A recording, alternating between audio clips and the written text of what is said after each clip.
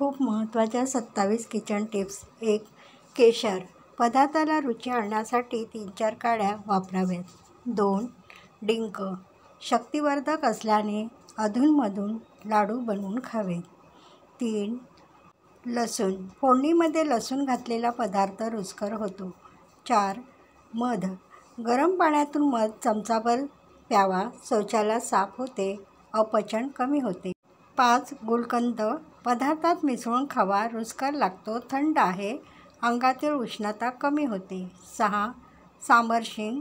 डोके दुखत असल्यास उगाळून कपाळावर लेप लावा. 7. जायफळ. गोड पदार्थात स्वाद येण्यासाठी जायफळ घालतात. रात्री झोप न आल्यास दुधात जायफळ चिचोक्या एवढे उगाळून प्यावे, शांत झोप लागते. 8. काशाची वाटी.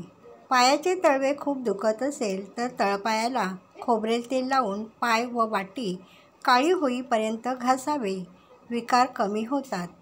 9. डांबर गोळी. बेसिनमध्ये रोज 1 गोळी ठेवावी. झुरळ किंवा घाण वास येत नाही. 10. वेखंड पूड. घराच्या दारात वेखंड पूड पसरवली तर उग्र वासाने विंचू, सर्प येत नाहीत. 11. फिनेल. दर 15 दिवसांनी बाथरूम, संडास, गटारे इथे फिनेल मारावे. त्यामुळे डास, किडे, मुंग्या मरतात. 12. कांदा. कांदा थंड असल्याने दररोज जेवणात कांद्याच्या फोडी खाव्यात. 13. आमसुले म्हणजेच कोकम.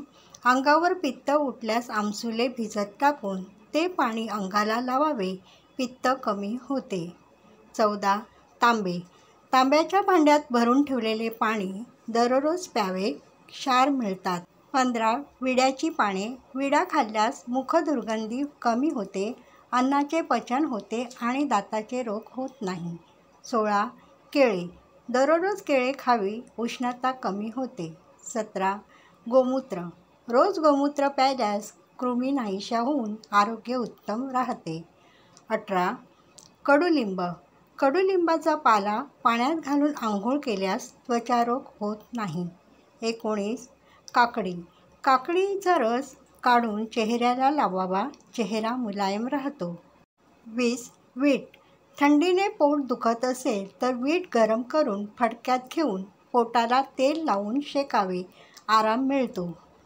21. लोणी.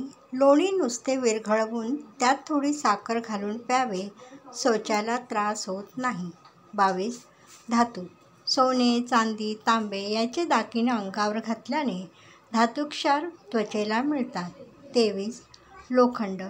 लोखंडाच्या कढईत भाजी, आमटी करावी, लोहक्षार मिळतात.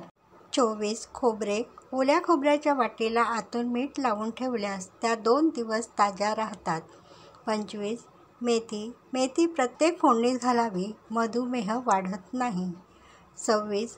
जुलाब. जुलाब होत असेल तर कोरी कॉफी करून त्यात लिंबाचा रस पिळून ती कॉफी प्यावे. 27. हिंग. पोटात मुरडा होत असेल तर बेंबीवर हिंगपूड व थेंबभर पाणी घालावे. मित्रांनो, तुम्हाला या टिप्स कशा वाटल्या ते मला कमेंट करून सांगा आणि व्हिडिओ आवडला तर लाईक करा, शेअर करा. धन्यवाद.